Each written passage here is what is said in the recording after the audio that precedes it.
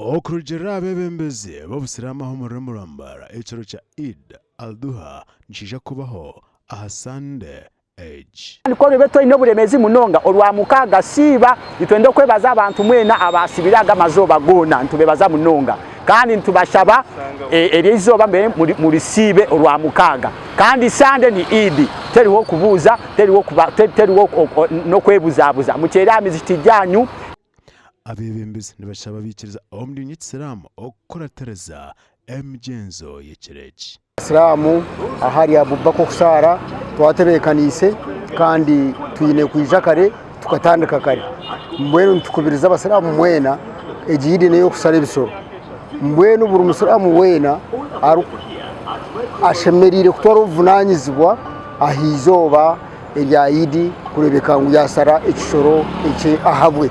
Twazaho nombashubuzi abetebekanizize ekiro kya Eid abantu bagira ngo n'obuli kimwe bakikozere okushobora erigenda twangwe.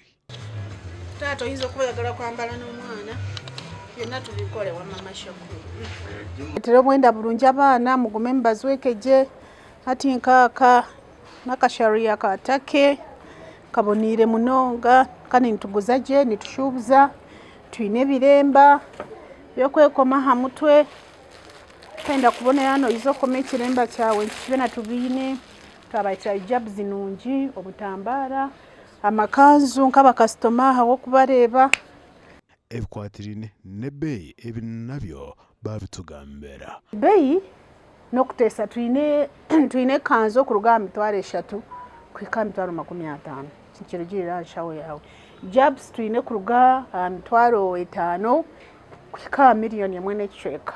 Abwa TV West ndisenyomo Gideon aho muri Murambara.